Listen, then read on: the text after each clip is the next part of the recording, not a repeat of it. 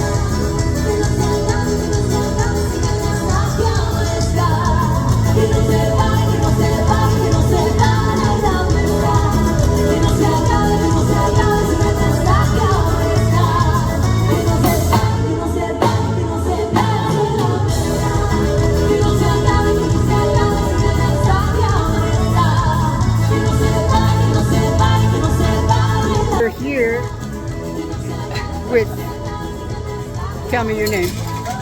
HP Promotions from Yoga Picture.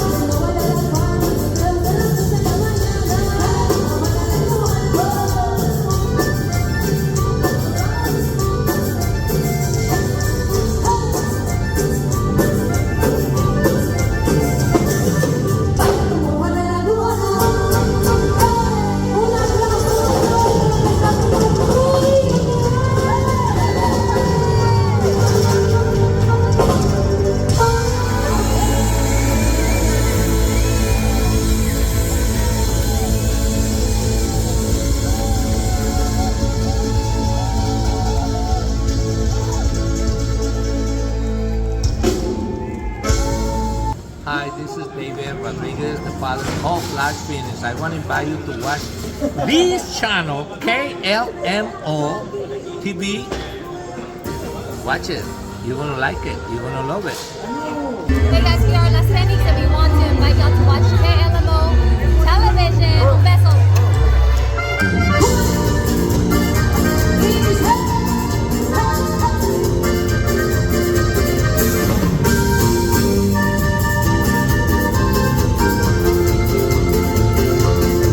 Hello, I'm Rebecca Engle. I'm the author of Step Into My Shoes, an international bestseller on Amazon.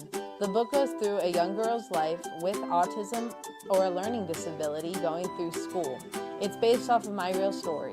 I was diagnosed with PDD, which is a form of autism, at the age of 3 and nonverbal until the age of 4. By the age of 5, I only said 22 words. Doctors believed I'd never speak or be verbal.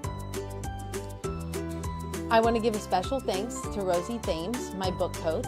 She is a local San Antonio book coach and teaches people how to organize their books and release it and navigate the website. You can find me at Rebecca Engle on Facebook, Rebby Crafts on Facebook, or crafts.rebby on Instagram. To buy my book, you can purchase directly from me, or you can go to Amazon and buy it at bit.ly/S Step Into My Shoes, and that will take you right to the Amazon link. I invite you to watch KLMO Tejano Music News and Chistes.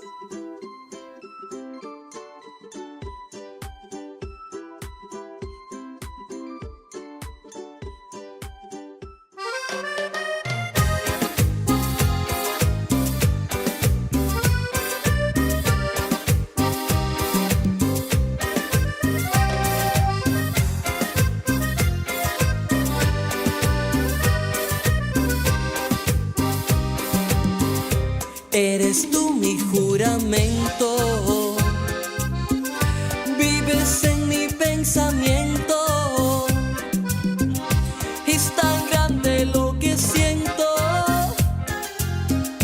este amor por ti es intenso, contigo yo quiero vivir, contigo yo soy tan feliz, no necesito nada más, eres mi felicidad, no te cambio por nada, yo te quiero aquí conmigo, siempre al lado mío, mi corazón a ti te ama, yo no te cambio por nada, yo te quiero aquí conmigo, siempre al lado mío, mi corazón a ti te ama.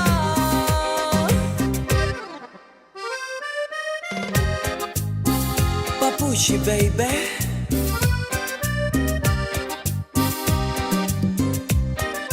Cumbia.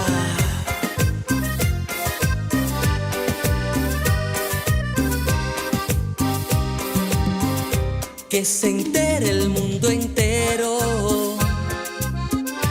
que eres tú lo que más quiero, es un sentimiento tierno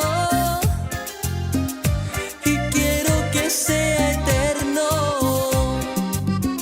contigo yo quiero vivir, contigo yo soy tan feliz, no necesito nada más, eres mi felicidad, no te cambio por nada, yo te quiero aquí conmigo,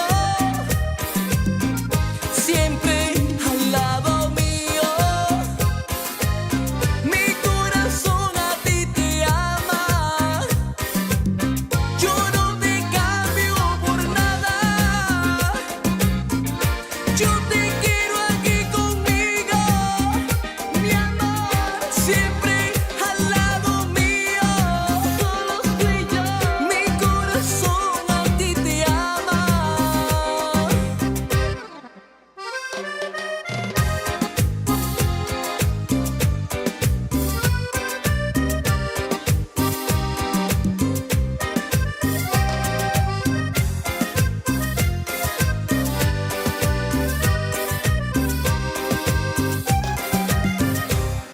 morning, good afternoon, and good evening. My name is John Boyd with KLMO Television, and I have Becca here. How are you doing? Good. How are you? Good. What's your last name? Engle. Engle. Becca Engle. Yes. And you've written a book, correct? Yes, I have. What's the name of the book? The book is Step Into My Shoes. Uh-huh. And what's it about?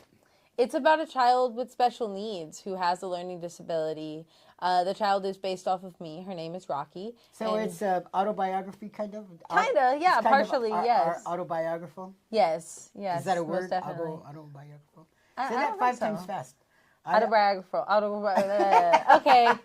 Yeah, that didn't work out. No, but it's a true story, in other words, about her life.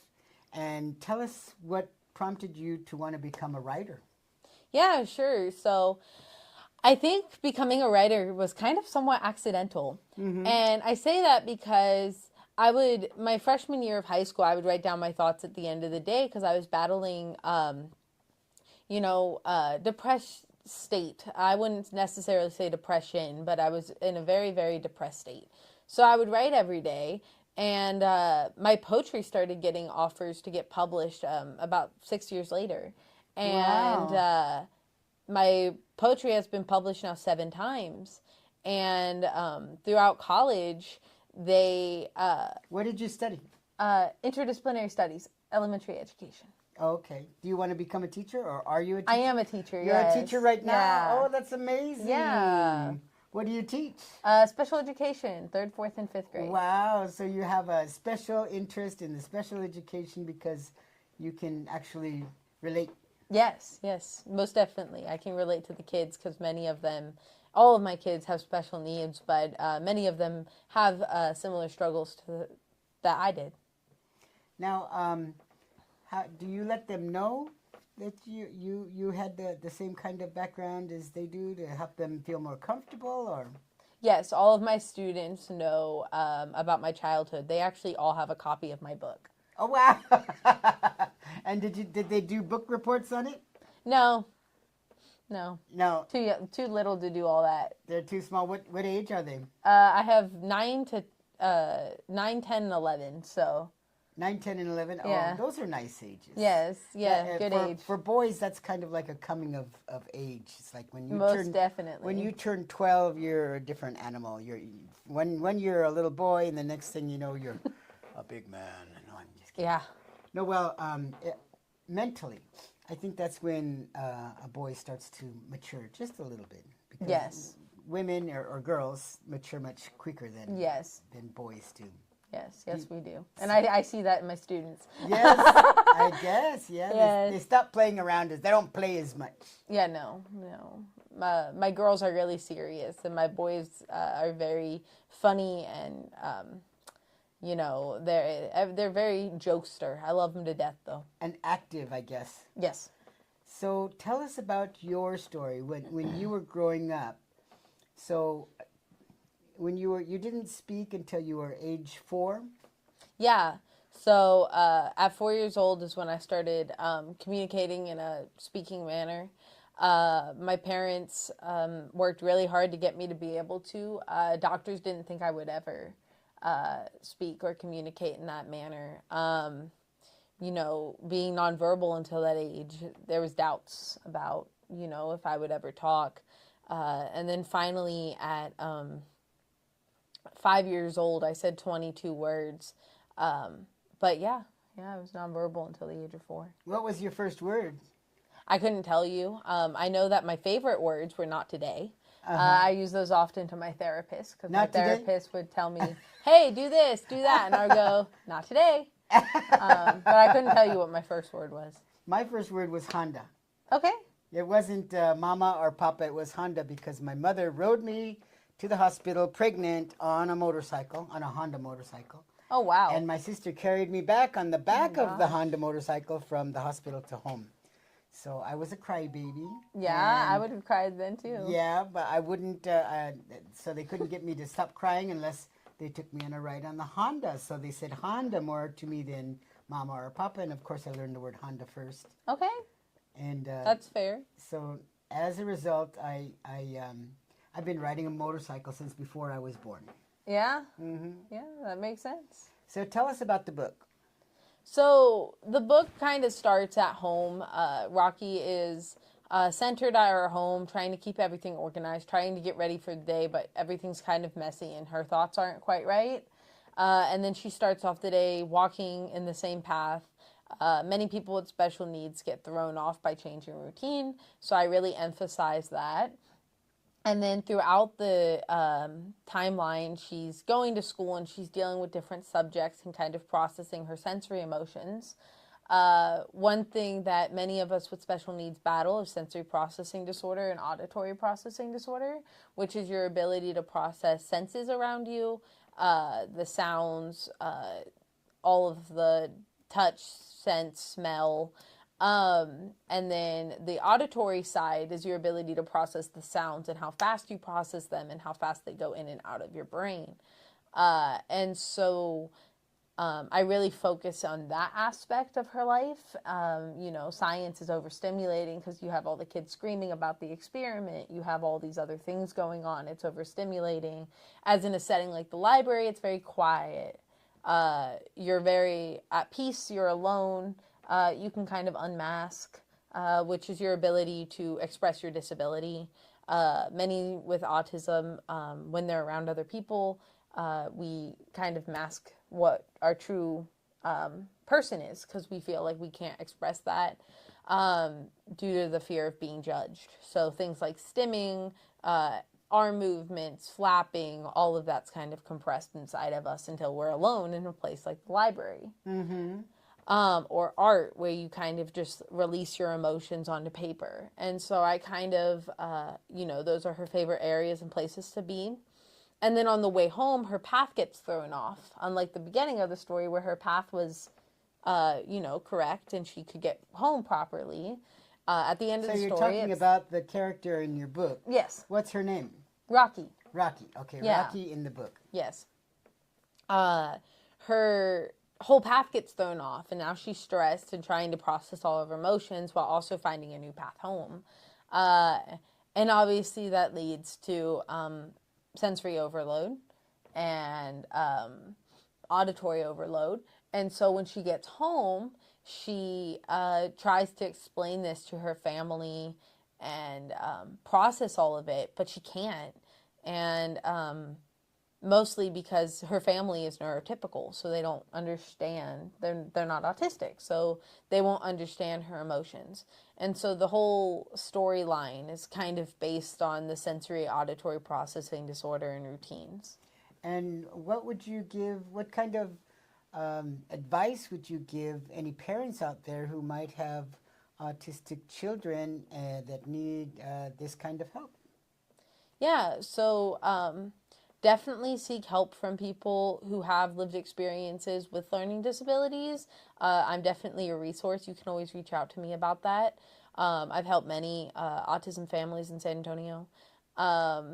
Reach out to doctors who don't go to the last resort immediately. I know many doctors, including the ones I had, were very last resort people, and my mom kind of had to do her own research and fight her way through it. However, I know that everybody has access to those resources, so definitely find free resources like myself, and find resources in your community to navigate your child's needs. Okay, so tell us about, that's about the book.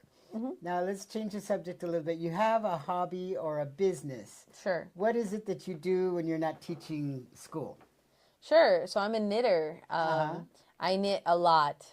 So that's actually how my business started before I started publishing work, because I only started publishing books in January. Do you find it therapeutic? Oh, yes, most definitely. It's definitely my relaxing.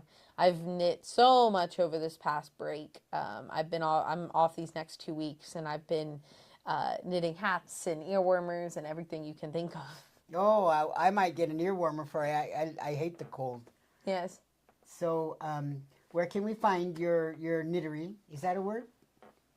I don't think so. I think I'm coining 2 words today. Knittery. I know. And what was the other one? Autobiographical? Autobiographical and knittery. Yeah, it was like something like that. I thought that I had invented the word cookery, but apparently somebody else used it already in the publication. Okay. So tell us where we can get your knitting. Sure, you can find that at Rebby Crafts on Facebook. You can also find me at crafts.rebby, which has all of my knitted work on Facebook and Instagram. I also will be at the Rim on Sunday if you're interested in coming out and supporting me there. I'll be there from 10 to 4. At what store? Right between the McDonald's and the Whataburger at the Mexican restaurant down there. Oh, okay. So this has been Rebby, and she has a book out. I'm going to put it up on the screen here. We want you to buy it, and hopefully it'll give you some insight for children with certain abilities. And my name is John Boyd from KLMO Television. Thank you for watching. Quiero que sepas que estando juntos los dos, cuando bailamos siento tu respiración. Cuerpo con cuerpo tenemos la conexión. Vámonos juntos, te espero en mi habitación para darnos y hacernos el amor y enredarnos entre besos y pasión. Que tú quieres y yo quiero es lo mejor, es lo mejor. Olvida todas tus dudas y temor. Quiero que sepas que están juntos los dos. Cuando bailamos siento tu respiración. Cuerpo con cuerpo tenemos la conexión. Vámonos juntos, te espero en mi habitación. Ay, entre mis brazos segura te sentirás. Este es el tiempo, es nuestra oportunidad. Escápate conmigo de la realidad. Vamos a darnos hasta estrellar no más. Este es el tiempo, ya no dudes, va adelante. Déjate llevar y vamos a darle. Solo existimos tú y yo. Tenemos todas las ganas, elevámonos para darnos y hacernos el amor y enredarnos entre besos y pasión. Que tú quieres y yo quiero es lo mejor, es lo mejor. Olvida todas tus dudas y temor. Conmigo vámonos a VIP. Tú eres para mí. Escápate conmigo, vámonos a VIP. Tú eres para mí. Cuando bailamos lo puedo sentir. Que tú me gustas y quiero vivir. Quiero que sepas que este ritmo se hizo para ti. Cantando with Chicago's Chris Comes on the beat. Quiero que sepas que están juntos los dos. Cuando bailamos siento tu respiración. Cuerpo con cuerpo tenemos la conexión. Vámonos juntos, te espero en mi habitación para darnos y hacernos el amor y enredarnos entre besos y pasión. Que tú quieres y yo quiero es lo mejor, es lo mejor.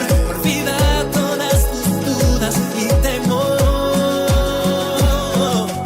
Quiero que sepas que estamos juntos los dos.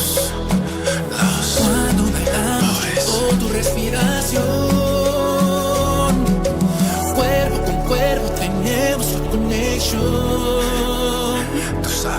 Vámonos juntos, te espero en mi habitación.